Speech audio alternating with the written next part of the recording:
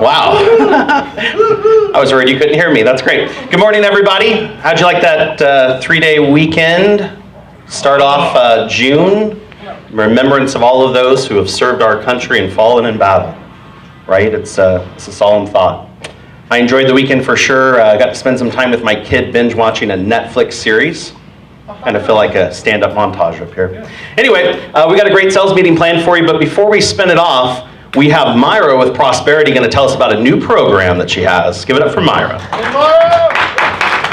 Hi, everyone. Good morning. Good morning. I was just going to quickly talk about a new refinance option that's rolling out next week.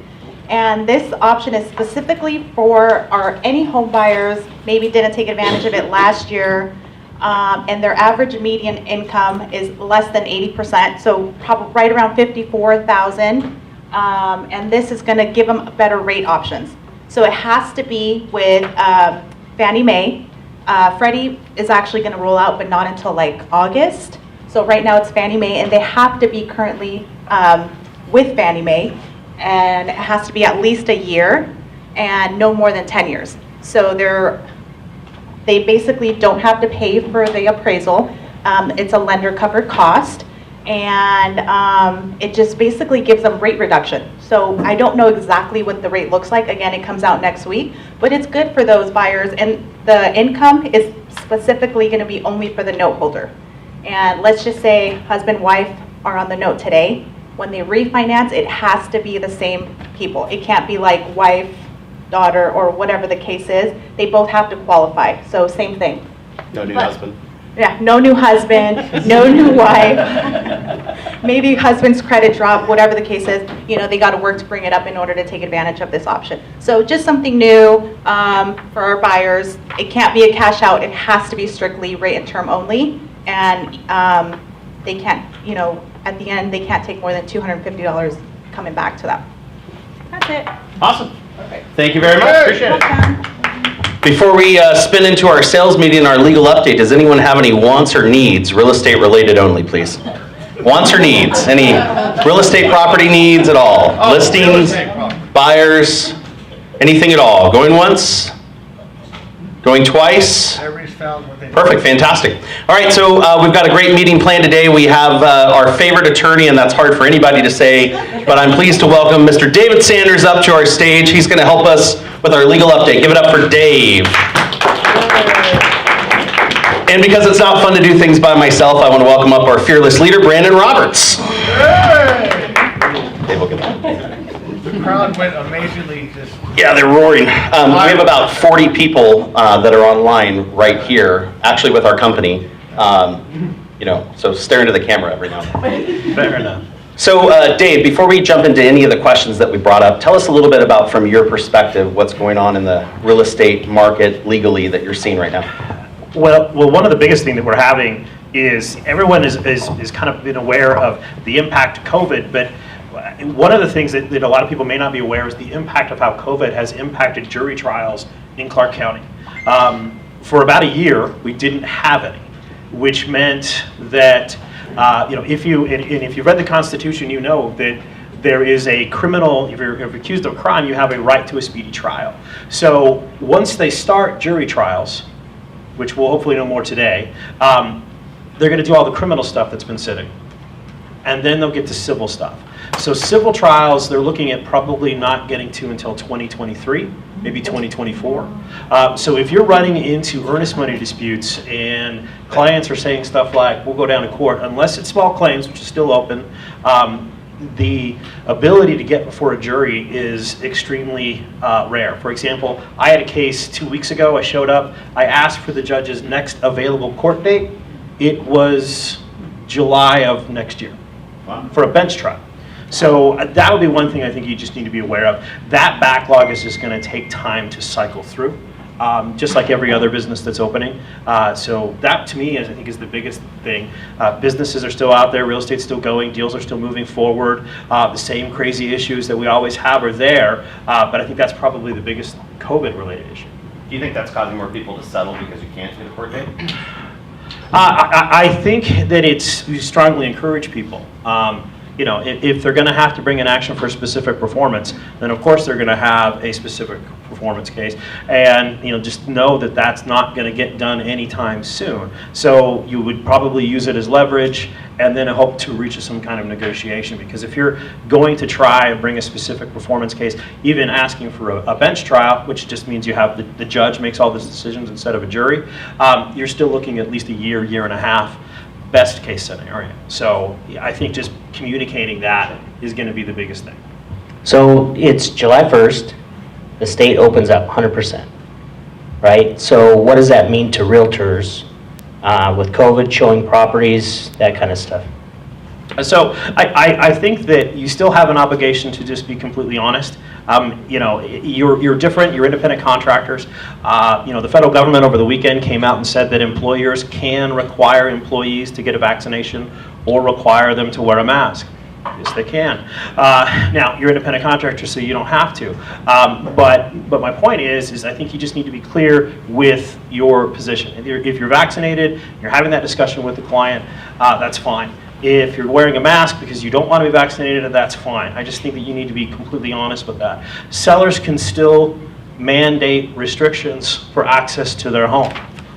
If they say, you're welcome to walk through my house on an open house, I want you to wear a mask. Sellers can still do that.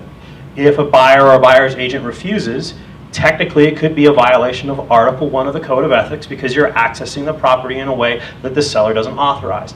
Now, I don't know how the next 2 to 3 weeks are going to shake out. I would tell you I would be very hesitant to stop using open house forms where people attest that they haven't been sick, at least for the next little bit until we get some more clarity on how to move forward. A seller can require that, just like a seller can say, wear those shoe booties when you come through.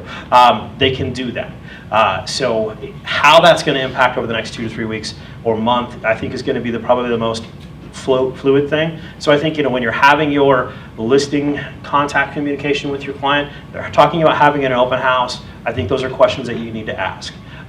Can you ask, can a seller demand that you show them their Vax card? I have had a client call me on that one, and I don't think a seller has the legal right to demand copies of the vaccination because the federal government isn't requiring that. They're going on essentially everyone's best honesty policy.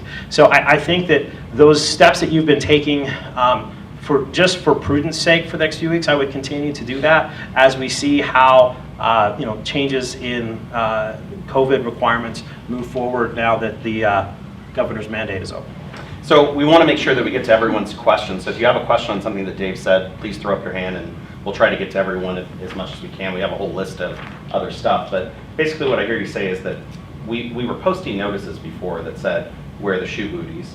And so if a seller feels that they want people in their home that are wearing masks, then you probably should still leave up that notice that says seller requests that you wear a mask. I would have that conversation with my seller and get it in writing. Like hypothetically, say the seller's selling the home because they have health issues and they need to move into like assisted living.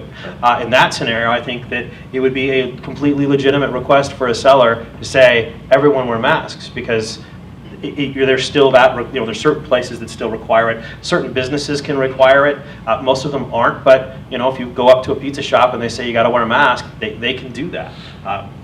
It's hard to eat pizza that way. Yeah. So what I'm hearing is that just because the restrictions are lifted, it's not over, and we should still be having these conversations with both buyers and sellers, so that everyone's comfortable going through. Yeah, the last thing I would want to have happen to any of you is survive this entire scenario, and then next week have a client who gets sick from COVID and sues you after everything's over because you didn't do the disclosures.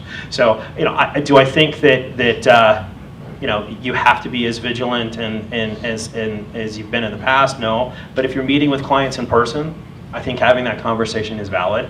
If you're going to have open houses, I think having that conversation with the seller is appropriate, mostly so that there's not an issue. Hypothetically, you have an open house, you don't talk about it, seller gets sick, they blame you, even though it could have been hundreds of other places, and decide to sue. At least you've got that email where you say, hey, we talked about this, you said we don't need to worry about masks, and everyone's fine. So it's really just, it's kind of like a lot of your business is communicating decisions to your buyer or seller and then letting them make the decision, but make sure that you're creating a paper trail so that they can't come back later and sue. Absolutely. So one of the things you guys will notice is that we changed the provisions in the office. Instead of having every single person that comes in sign in, we're still mandating that guests, people that we don't know, sign in. Number one, we want to make sure that you have their contact info, and so do we. But I'd still recommend the same thing always at an open house. I mean, the reason why you held the open house was to meet people and get their contact info. And now you have a good residual reason why you should continue that process for their benefit. And so same thing, right? Yeah, and that might change in the next few weeks as we get additional guidance from the governor and moving forward. But just in this short time period, I would advise a little bit of caution. Cool. So Dave, a couple of other topics that we've gone into besides the CDC guidelines and the COVID restrictions. Let's go back to actual real estate and the way that you have your real estate business set up.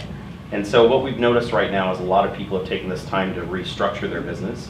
And a lot of agents have been asking us about forming LLCs and the process behind that and what they have to do to be able to hold their license in an LLC. Can you talk a little bit about that? Yeah, sure. So I would definitely recommend that you go for some sort of incorporation, either a limited liability corporation, an LLC, or a corporate status.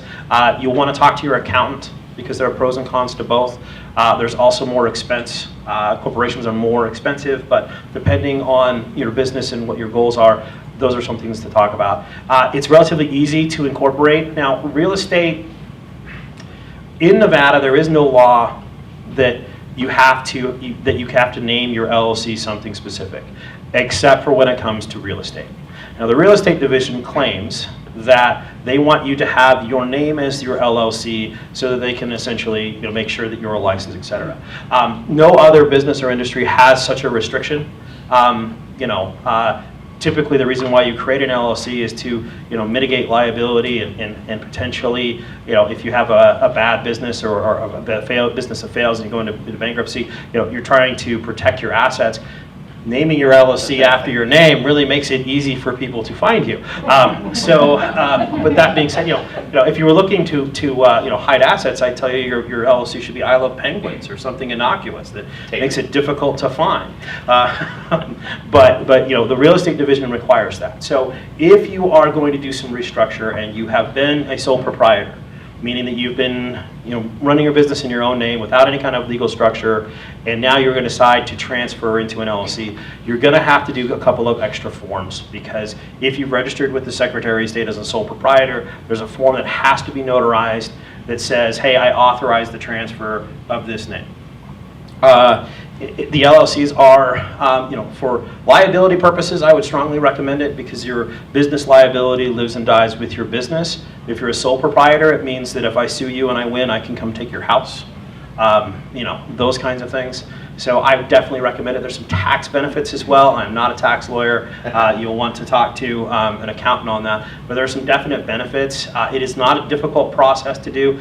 Incorporation costs for a LLC I think are $425. That includes your business license for the first year. So it's not an overly difficult process, but I strongly recommend that you, if you want to do it, talk to an accountant, talk to an attorney, find out the pros and cons, and go from there. So, right. The only question I have is by your name, does it mean first and last name, or can it just be your last name, group, LLC? I think it's supposed to be. So I hate to give the lawyer a depends answer, because the real estate division's position is if you're an individual agent and you're going to have an LLC, they want it to match the name that's on your license. If you've decided to create a team, for example, and create a team LLC, I think it needs to be in the name of the team. Brokerages are different. They can come up with different names. So I hate to tell you it depends, but it depends on what your intent is. If you're just a one-person shop and you want to have an LLC, even if you're a member of a team, I would probably recommend that you have your own individual LLC as well, just for liability purposes. So it depends. So if you are a team and you're looking to do that kind of a structure, you probably want to speak to an attorney. Oh, I'm sorry, you said one question. I'm sorry. I just have one question. And also, if you have a team, once you have your LLC, are they covered under there, or do they have to have their own stuff too? I'm assuming by they you mean your team members? Yes. Okay, so it's going to go back to it depends, because yes and no. If you're talking about liability purposes, like am I going to be sued, the team, yes, but let's be honest, they're going to name the agents anyway, just like they name the, if they're going to sue, they sue the brokerage, they sue the agent. So if the purpose is intent for But they can't liability. get a court date right now, so Yes. you're okay. So, that would be part of it. I would be hesitant to say they're covered by the LLC because it depends on your team structure.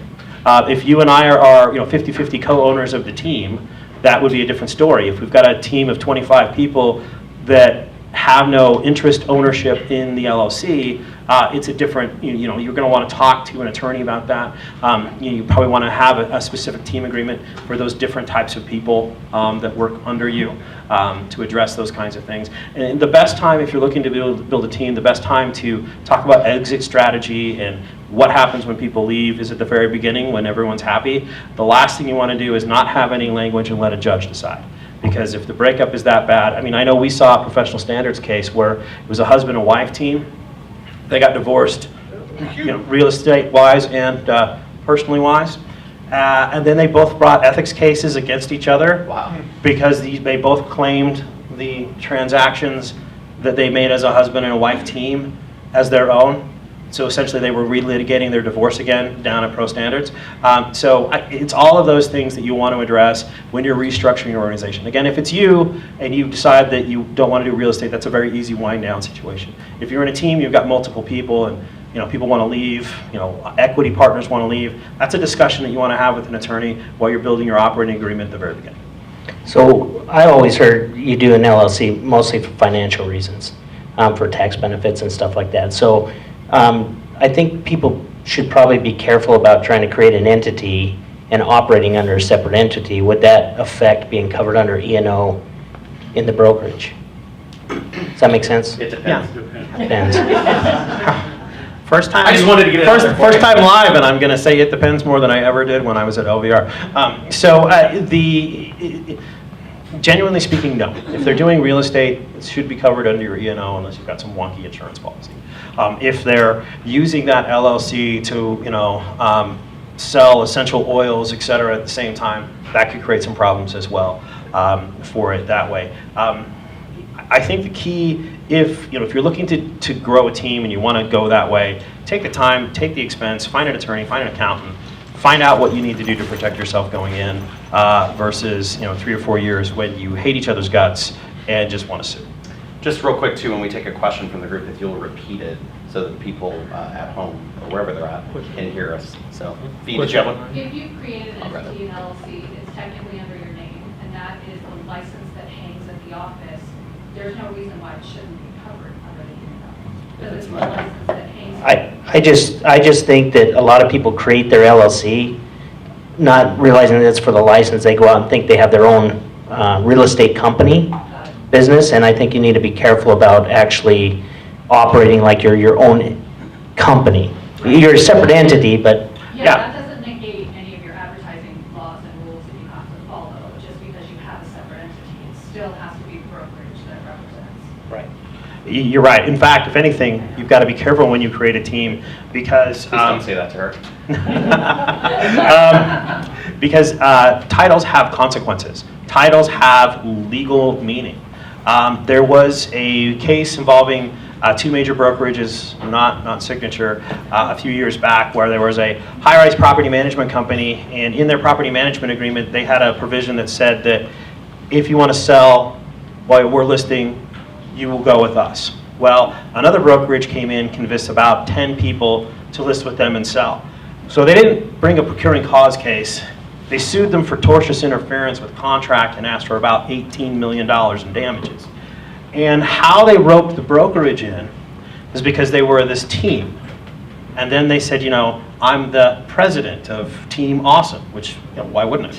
And vice president and CEO. But they hadn't created a legal entity. And so the lawyers looked through and said, well, there's only one president. There's only one CEO. It's your brokerage. So we're going to sue your brokerage for negligent supervision. So be very mindful. I know that when you're marketing, you want to make it sound cool. But there are significant consequences to, and I don't know what happened because they settled. So somebody paid somebody. But you have to be careful with that kind of a scenario when you're creating a team, that you're not creating titles that have legal consequences that could come back to bite. So one of the things I want to remind everybody is that when you, like Dave said, when you create that LLC, it matches your name. You actually have to transfer your license into the LLC. So just like you would, transfer your license any other time, you've got to fill out a form, has to be signed by the broker. You have to actually take your documents to the real estate division, and your business license that you have has to handle that entity. So if you have, I had Christopher Bishop business license, I had to get one for Christopher C. Bishop LLC. Funny enough, there's a Christopher Bishop that looks just like me, 20 years older, who sells real estate in Las Vegas. So my LLC is Christopher C. Bishop LLC because, that's the way I roll.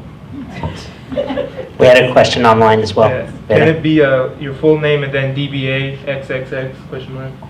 Not according to the real estate. So we need to explain what a DBA is, okay? So when you create a legal entity, that's the name of the corporation. A DBA is a fictitious entity doing business as, which is a local license that you can secure from the county.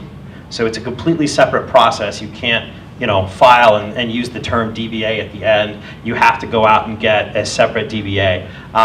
I don't think the real estate division allows you to have a DBA and run the business under that separate name. Because the whole purpose of having a DBA is, I don't want to run my business as Christopher C. Bishop. I want it to be, something else. And all of the marketing is done at that. And then in very, very small letters at the bottom of your advertisements, it has the name of the LLC. So if you were in any other business, I would say you could do that. But because of the real estate division's restrictions, I don't think that you can run your real estate business as a DBA. Got it. Any other questions on that topic before we move on? Brandon? No? Good? Okay, cool. So one of the things we're noticing, Dave, is because of the market the way it is, with all of these companies that are popping up that rhyme with ILO, there's one that has an addendum that is pretty robust, and it takes away all of the buyer's provisions of their cancellation provisions to kind of lock them into a contract to actually purchase this property. And right now in the marketplace, they can do that. What is your advice for the agents and the buyers that are looking to purchase those properties based on these weird random agreements? What advice would you give them? Okay, so the first thing you have to remember is it is not a requirement to use the LVR forms. It is an industry standard, but it's not illegal, it's not unlawful for anyone to write their own. And I think about maybe less than 20 years ago, that was kind of the practice in Southern Nevada. Every brokerage had their own agreement. Where you can get in trouble with these types of agreements is they are significantly different than the residential purchase agreement. If we're talking about the specific brokerage that says you will use our purchase agreement, which they can do, if their client authorizes them to say that, that document is extremely different. For example, it states that the liquidated damages provision for both the buyer and the seller is capped at the earnest money deposit, whereas the LVR one says the buyer is entitled to actual damages. This document specifically says the buyer waives specific performance, meaning that they cannot attempt to sue the seller to force them to sell the house. So what it does is it allows the seller to essentially take backup offers, and when they find a better one, say, well, we're out, and all you'll ever get is, the $3,000, $5,000, whatever. The other sneaky thing in that document is there is not a prevailing party attorney's fee provision. In LVR, in most contracts, if a party brings a lawsuit and wins, they can ask the judge to give them an award for all the money they spent on their attorney's fees. The document we're referring to does not have that provision, meaning that even if you win, you're going to owe me 30 to 40 to 50 grand in attorney's fees with no way to collect. So it makes it extremely seller centric. It makes it very difficult. So the key thing for you to avoid practicing law without a license, getting these provisions wrong, is this is not the standard form. This is the form that the seller requires us to use. They can do that. I can't explain the provisions to you. If you have any questions about them, I strongly recommend that you go speak to an attorney and you put that in writing. And that's really where you have to end. You can't sit down and say, you've waived your right to bring specific performance, and let's talk about how that impacts your legal abilities, because that is technically, could be considered practicing law. And if you get it wrong, that's even a bigger problem. So I would say if you have that scenario where those listings state that, use this specific document, that you in writing communicate to your clients that they need to speak to an attorney. You cannot give them legal advice. If they have any questions on how any of these provisions do it, it's kind of like a new build contract. The new builder contracts are very similar the same way. So you just need to treat that essentially as a new build contract. So at the end of the day, you're saying it's the buyer's decision whether they want the house or not. And if these are the steps the seller's requiring, then it's the buyer's decision whether they want to go through them. And my only job is to point out the fact that their resource would be an attorney or some legal counsel, and that I put in writing to cover my butt that I told them to do that, so that later at the end of the day, that's in my file in case they complain against me. Yes, and then also be very, very careful when you're dealing with these types of contracts down the road that you do not make promises about legal rights that they don't have. Like, you can't say in this agreement, oh, we can bring an action for specific performance and the judge will order them to sell you the house. Well, if that provision isn't there and then you're saying that, then I'm going to sue you because you are getting that wrong.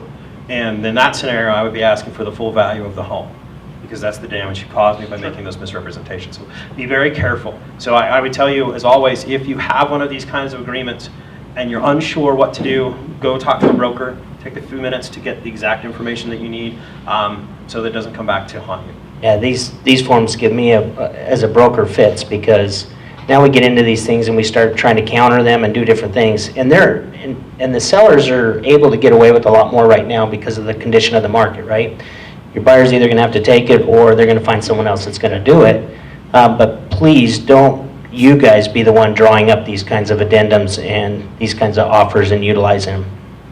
If it's the purchase agreement that I believe we're discussing, the document itself is a nationwide form that has a state-specific addendum. So this is not something that this individual brokerage nationwide has decided just to do lightly. Sure. This is an intentional business decision that they've built around this. If I was their attorney, I wouldn't accept any counteroffer right now. We're not going to change any of this. It's take it or leave it, and we're done.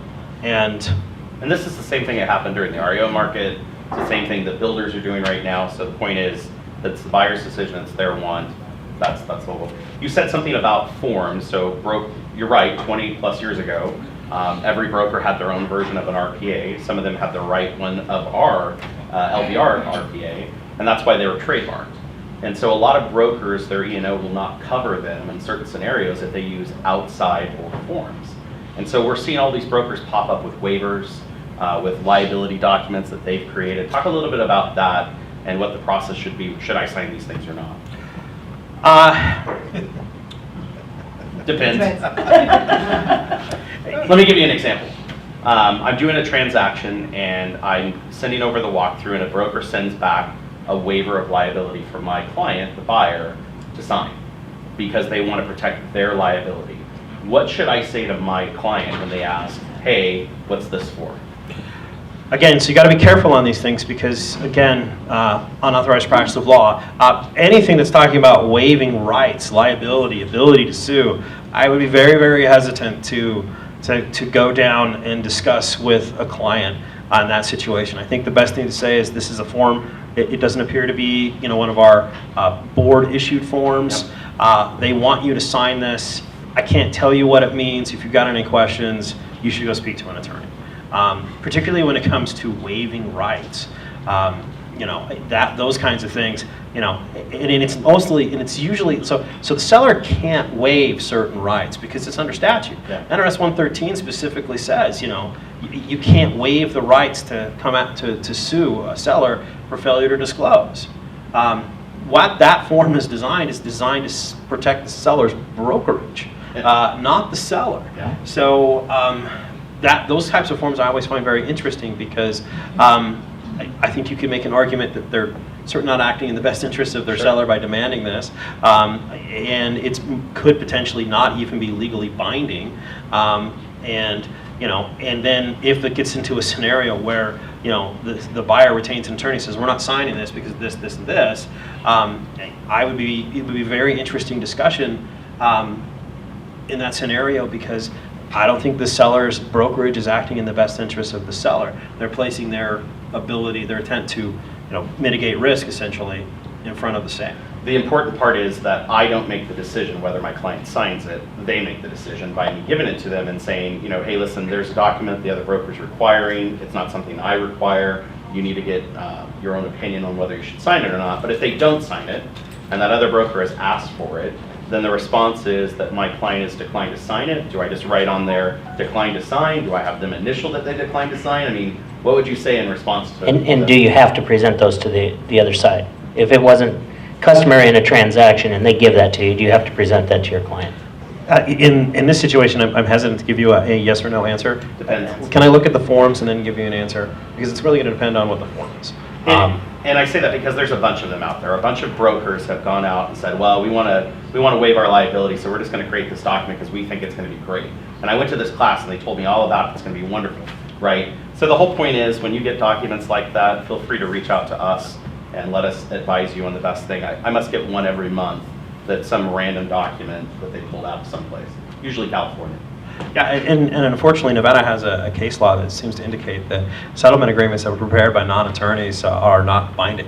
Yeah. So it would be very interesting to see if anybody really wanted to litigate how effective those things would actually be. Any questions on that? Anywhere, Beta? No, we're good. Okay, cool. Moving forward, we talked a little bit about forms, and there's a lot of new forms that have come out, the new purchase agreement, the new listing agreement that we've had for a while. What other documents do you see coming out that we need to be mindful of or that we should think of? Well, there's one change that I think you just need to be really mindful of, that the LVR forms came out. And I think they were trying to do a good thing. I don't know if they thought through all of the repercussions. So they updated the addendum to allow short-term occupancy prior to close of escrow. They changed it from a document that specifically said this is not a lease to this is a day-to-day lease. Now, they did give you the specific terms for the notice provisions for an eviction of a day-to-day, but by creating a lease and requiring a deposit, now I believe the seller has to comply with NRS 118A with the refund of that deposit. And there's not an explanation of what that is and how that would be impacted. Now, I think as a real estate agent, you can explain that, because I don't think that's acting as a property manager. Certainly do not hold those funds, because if you hold that deposit, you are a property manager. Having them held in escrow, I think could potentially be an issue, because there's a time frame by which the landlord has to disclose all of this and send it back. And those time frames under NRS 118 are nasty. If you blow that by 1 day, if you send it to the wrong address, then the tenant is entitled to go down to the court and say, I want double my deposit back because the landlord didn't comply.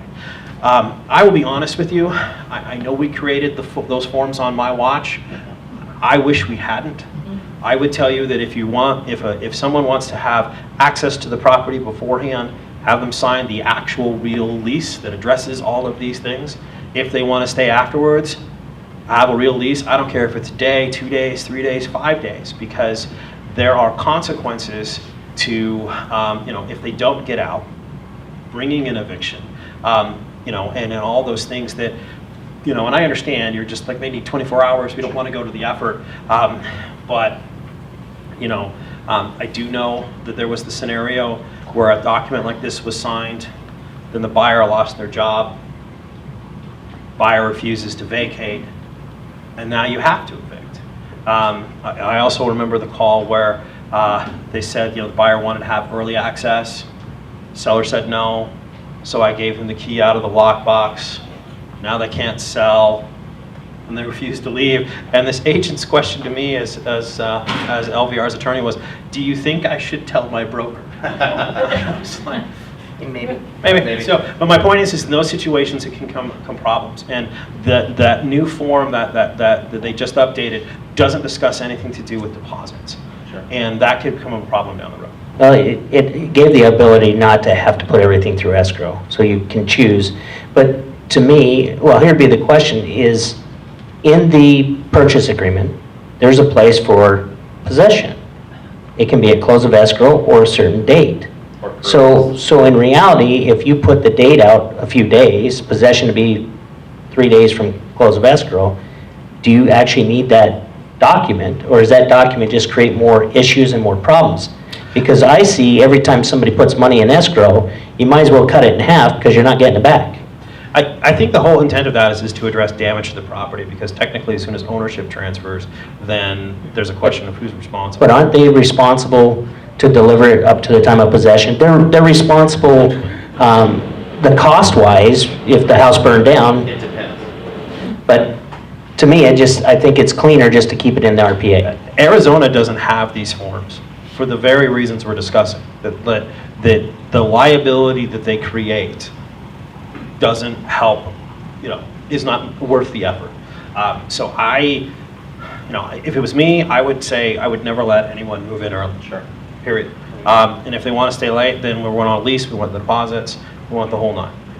But I know that I live in lawyer land and you guys live in real estate land, and they do not always see eye to eye. I would just be very, very careful with the use of those forms, the requirements for deposits, because now that is at least now in their favor, they did do it as a day-to-day, so you can go in and do the 7-day notice and get them evicted through a faster way than a regular 30-day, but you still have the deposit issue. And I don't know if there's been enough information, because I looked over the materials that they provided. I don't know if there's been a discussion about that. So the biggest thing I've seen from this is, and this is the nightmare that actually has happened, where the seller's still in the property, right? New buyer buys it, they now own it, and the property floods. It's probably happened 3 times that I've seen. And of course, this buyer bought this house and there was no water damage, there were no issues, the home was perfect. Now it's stigmatized to them. And now this property, it has mold and it has all these issues. And now you have everyone saying, oh, well, that's why we have insurance. But the one thing insurance companies don't want to do is pay you.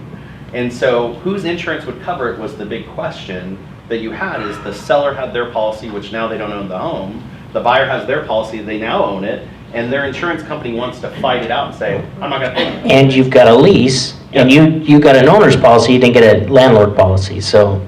Yep, that's the whole point. Those are the liability factors of why this just sucks for our business, but. Yeah, there's a myriad of potential issues there, and even if anybody's ever dealt with flood damage in a business or a home, even if you are the owner, even if you've been paying them 2 years in advance on your insurance, it's going to be a knockdown, drag out, and it's just the way it is. In that scenario, it makes it worse because they all want to point a finger at each other, and there's also the statutory language that essentially as soon as an ownership transfers, then the buyer, and then if you want to even make it even worse, it's flooded, there's potential mold. I'm a tenant. This is uninhabitable, unfit for human habitation, pursuant to NRS 118A, which means, buyer, you've got to go pay for me to go live in a hotel while you repair the house that I sold you. So there can be lots. Now you know why my beard's gray. I know. So the whole point I got from you in the classes that you taught on this is that at the end of the day, this is not something I'm suggesting, right? This is their crazy idea that I'm trying to mitigate them against doing by putting in my file, hey, listen, I really don't think it's a good idea that you move into this property early. I really don't think it's a good idea that you put your pod in the driveway because it was delivered today and it cost you $50 extra to keep it. I need to have all these things in my file that I'm trying to tell them, don't do this. And it's their decision, their counsel that told them, yeah, it's a good idea. Yeah, technically, until ownership is transferred, you're dropping pods, you're moving furniture in, you are trespassing. I can have you arrested.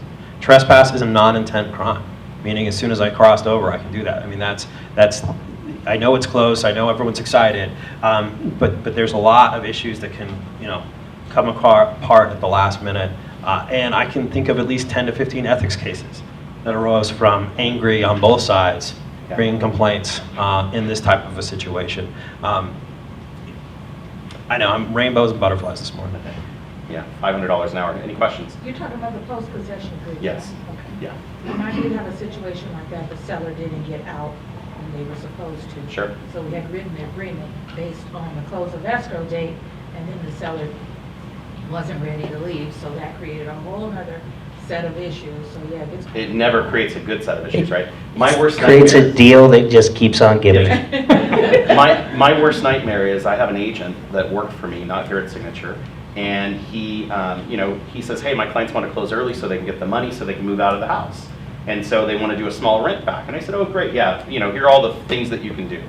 And so told him exactly what to do, and I get this phone call from him about 3 days after closing, and he says, hey, my client's still in the property. And I said, oh, great, what's your agreement say? Oh, I didn't do one. And I said, well, you need to go over and get them out of the property. He said, okay. So he goes over, about 2 hours go by, and I get this phone call from him. So I answer. In the background, all I hear is sirens. You know, you ever heard an ambulance siren that you just hear it going? And he says, hey, Chris, I'm with my client. I told him and they had a heart attack at the house. And I'm on my way to the hospital with them. Now, I couldn't believe it was happening to begin with, and I also couldn't believe he got in the ambulance and went to the hospital with him, you know? But this is the worst case scenario you can think of. You got this client sitting in a home that they no longer own and they're trespassing. And you tell them to get out and they have a heart attack. There's a multi-million-dollar mansion in Southern California that, you've probably seen it in the paper, that the owners purchased. Sellers refused to get out. COVID struck. California has, no evictions. So basically, it's been almost a year and a half in this multi-million-dollar beachfront property that they still have been unable to access, and that's just how it is. So I would be very hesitant, particularly because you have this market right now where it's difficult to find rental property. Yeah. And so sellers think that it's going to be really easy for me to just pop down to the Camden Apartments and find a place and be done, and it's not like that. And so I think having the conversation with the seller, that if you're a listing agent, what is your plan to make sure we can vacate? If you need an extra 2 weeks and you're really aware of the market, have you started that process? Waiting until you get the money in this market is probably not a good idea. So I was lucky in the deal. They actually gave him some more time because he was in the hospital, thank God. But let's talk about specific performance, because I've never seen a time where I've seen more cases, and I'm sure attorneys are excited about this, of specific performance violations that are happening where a seller, because the property value is going up every month, because they have so much interest, because they're listening to their friends, they're trying to back out of these contracts. So talk a little bit about what it is and what it means to everyone in the deal. So specific performance is a very unique remedy. It's typically when you sue somebody, you get money. Yeah. You don't force if your landscaper stops coming to your house and you sue them, you get money. They don't usually order them to come and do your landscaping for the next 5 years, except for real property. It's the only thing where they will force a defendant to sell. So the problem with specific performance is it is a remedy, meaning that you have to go to trial and win. Now you can do it as a bench trial, you can do it as a jury trial, but you have to go to trial. There are consequences to bringing a specific performance case. You have to file with the recorder's office a document known as a lis pendens, which is a document that indicates that there is an ongoing legal action. Whoever signs that lis pendens, whoever's a party to it, the other party, the seller in that situation, could turn around and sue you for slander of title for the full amount. And you need to know something about Nevada law, because this happened to me. Early on in my legal career, I signed a lis pendens on a $10 million commercial property for a client. And then they sued me personally for $10 million in your individual capacity. So all that really exciting stuff we talked about LLCs didn't protect me. It was also the time that I learned when I used to tell clients to not take getting sued personally until this happened, and I took that very, very personally. So there are significant consequences for you as a real estate agent. If you have a buyer who is contemplating specific performance, I would not be threatening that as a buyer's agent in any situation. If your client wants to do that, they need to go talk to an attorney. Yep. I don't think there's anybody in town that does specific performance on a contingency fee like Glenn Lerner. They're going to want a lot of money up front. 877-150. You don't see lis pendens advertisements on the side of buses or on TV because they're incredibly expensive. It would probably take tens of thousands of dollars in attorney's fees. You also have to be able to specifically perform. Genuinely speaking, if you have loan contingencies or other issues that the buyer hasn't done, there's a legitimate question. Specific performance cases that have been successful typically come from high value buyers and sellers, which means they all get a bunch of lawyers. And there are certain steps that come along that. So if you have a buyer who wants to start threatening specific performance, you need to go talk to an attorney. You can't file it. I wouldn't suggest it. I wouldn't even be sending an email to the other side saying my client is considering specific performance and we're going to file lis pendens or anything like that, because of the consequences that can happen. And unfortunately, in all of the lis pendens and specific performance cases that I've seen, the brokers on all sides are always sued. So I'm the buyer. I'm going to sue. the seller, and the seller's agent.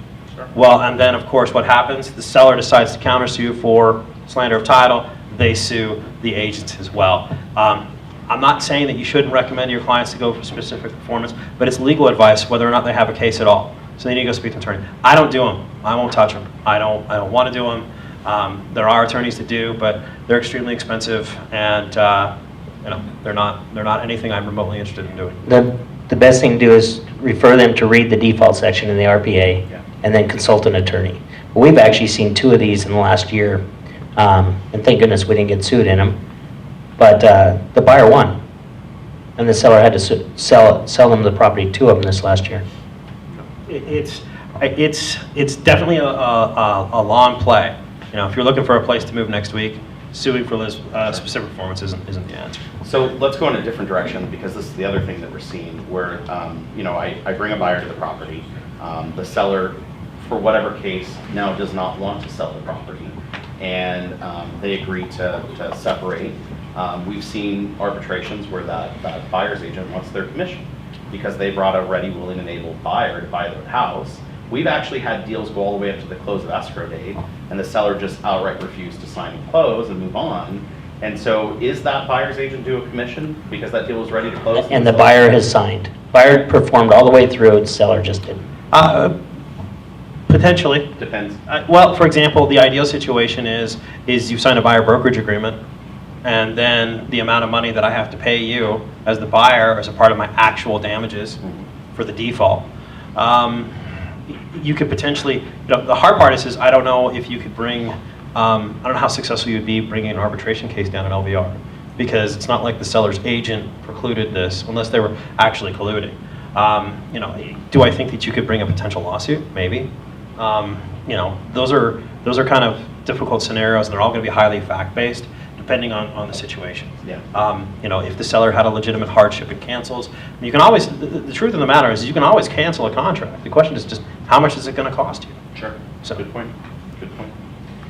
Before I go on to any other questions we have on the list, does anyone from the group have any questions? Anything you want to ask Dave while we have a few minutes left of this time? Almost free legal. Mike. Just going back to your moving part goals and after also carrying over, I remember in the past, last time we saw a market like this 10 years ago, there were people that had written property management contracts where the tenant had the first right of refusal to purchase the property, or they had where they could automatically set part of the payment aside for a lease to own. Sure. And then when the market went up like this and they couldn't afford to buy it, they went in and sued for percentage of the gain in the property. And when you were bringing that up, I just remember cases back then like that were horrific, where somebody would go to sell the property, you take out the tenant, and the tenant would turn around and say, hey, you owe me a percentage of the month. Is that equitable interest? If they've got Just to repeat what he was saying. So the question was, in previous markets like this, tenants would have a first right of refusal to purchase the home, and the seller doesn't sell it to them, doesn't make that offer because they can't afford it. It is the first right of refusal, so it is a contractual term. Now, why you would ever put that in a lease, I have no idea. I know there are some lease options out there. Yeah. I can tell you that the courts here, as well as legal aid, look at them highly suspect. There's at least one company in town that a federal judge has actually referred to them as being fraudulent and predatory. So we have the opposite scenario mostly in our market recently, where they are intentionally making it impossible for the tenant to secure the property. So if your client wants to do some sort of a lease option, they need to go talk to an attorney, because you can get into all kinds of trouble with that. Regarding your scenario where a tenant had a right to sue, they could potentially bring an action and get a percentage of the proceeds or damages because they didn't get the first right to refuse. In that situation, if you're selling a property that has an existing tenant, I think it is a very good thing to do as soon as you get your listing agreement executed, is to get a copy of whatever property management agreement they have, get a copy of whatever lease agreement they've signed, because unfortunately, or fortunately, kind of like how we were talking about the RPA, property management agreements, I would say most property management companies do not use the LVR forms. They use their own, and they may or may not use the lease. So you're going to want to know that information. For example, like we talked about earlier, it is not unlawful for a property management company to have a provision in their document that says we get to list the property. I would probably want to know that because it's going to be a procuring cause case down the road or some kind of information. So those are, if you're selling a property that is managed by a different property management company or has a tenant, you're going to want all those documents. You're going to want to and I would also want to know about maintenance as well. Great point.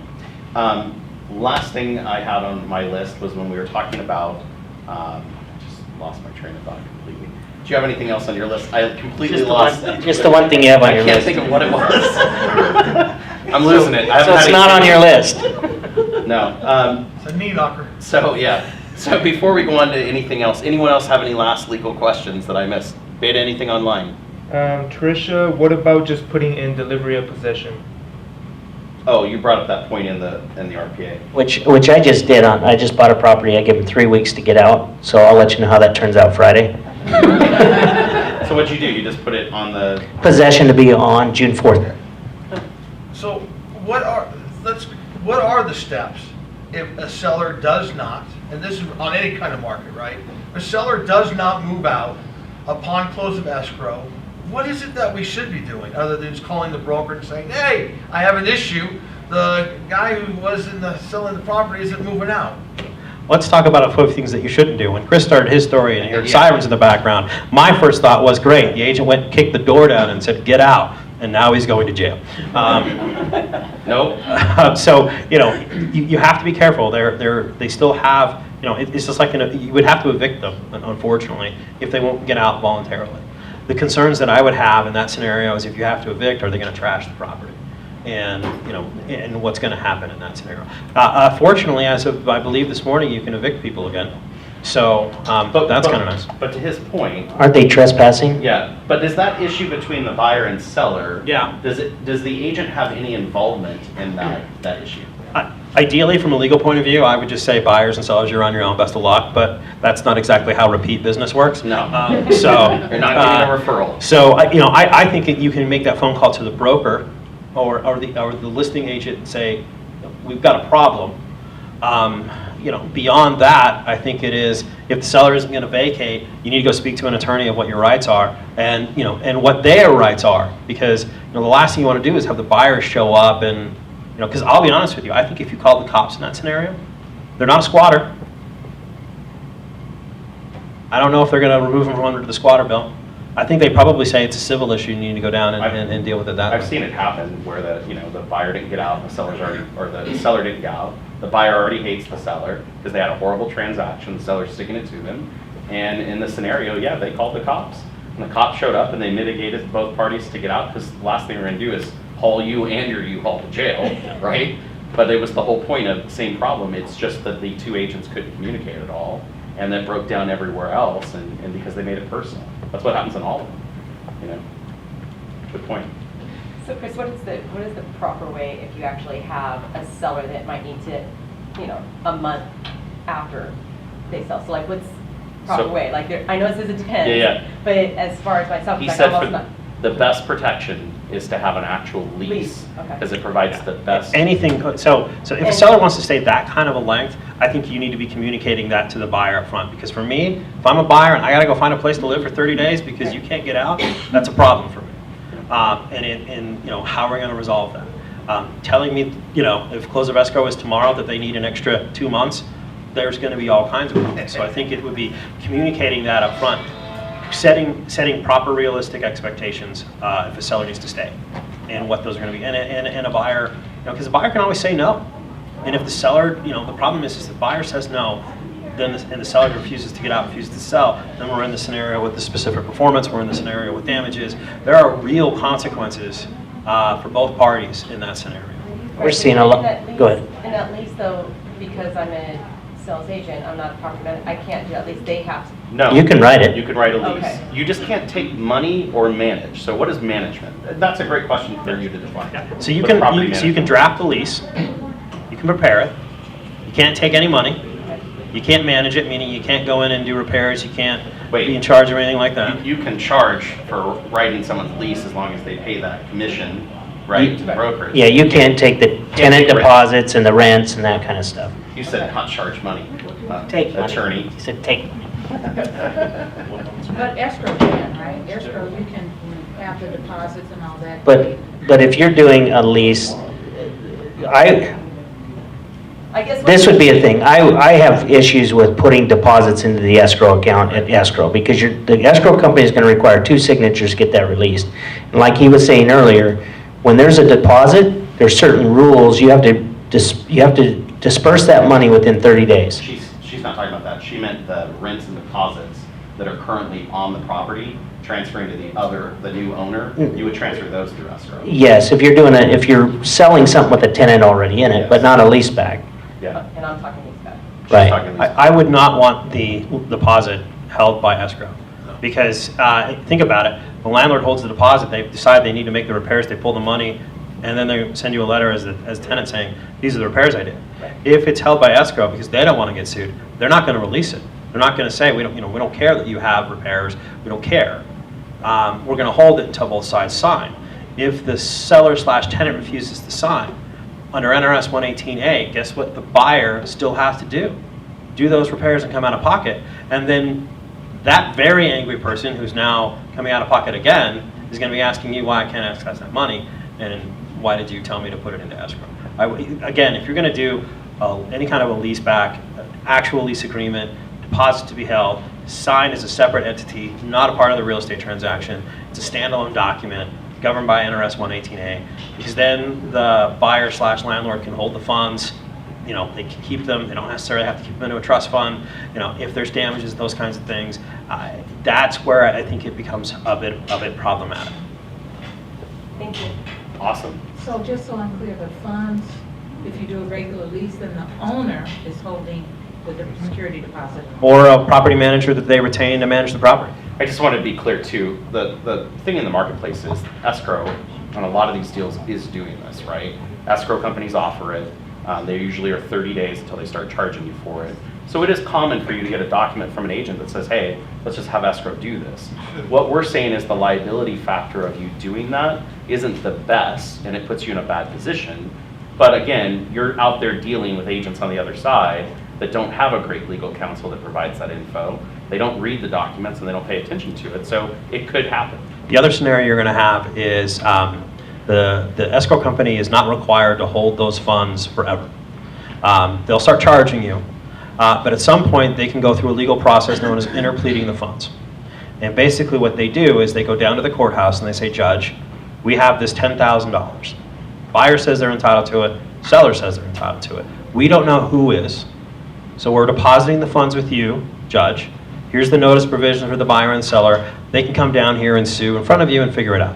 But pursuant to statute, we're going to take our attorney's fees and costs off the top. They're non-negotiable and you can't challenge them. So your $10,000 fee, it's more like $2 to $3 grand each time. Oh, honestly, they generate the pleading, they do the service, the whole thing. That could easily cost $2,000 to $3,000 in attorney's fees. They come right off the top. You can't challenge it. You can't say they're excessive. Which the evil lawyer in me is the exact reason why they're asking why we want to hold your funds is because it makes a lot of money for their legal department. And it hasn't been happening a lot lately, but back in the REO days, it happened all of the time. They're always going down there and interpleading the funds. And then, that $10,000 earnest money dispute or $10,000 deposit dispute is a $7,500 dispute from the get-go. And so I would be hesitant to allow escrow to deposit anything that isn't required by law or contract. If it's a lease, they don't have to, and there's a reason why escrows are not part of a lease agreement. And this scenario is one of the reasons. So thank you for the insight, advice, and information. Dave has been practicing law here in Nevada for how long? 20 years this year. Nice. Yeah. And he's one of the most knowledgeable guys in real estate because of his background with him. Yeah, he is. And if you need real estate legal that's support, that's the Tom notice of approval right there. How do they get in touch with you? My email address is dbsanders@davidbsanderslaw.com. My cell phone is 702-290-1382. Yeah. And Say that again, really, try a little faster. Try one more time, a little faster. You need a better commercial because I can't remember that number. Let's give it up for Dave. Guys, thank you so much. We appreciate you tuning in at home, and just want to remind everybody that Janet has a great class win Tomorrow. tomorrow at her office, and so to join it, you have to be registered. That's right. RSVP because it's lunch, Lunch, and it's 1 hour CE. 1 hour CE. What's the name of the What's the class? What's class? the name of the class? How to stand a ghost of a chance with stigmatized property. Holy mackerel. If you want to have a fun hour at the Summerlin office, that's the class you need to go Plus to. lunch. Thank you guys so much. Have a great day. Thank you. Thank you. Yahoo!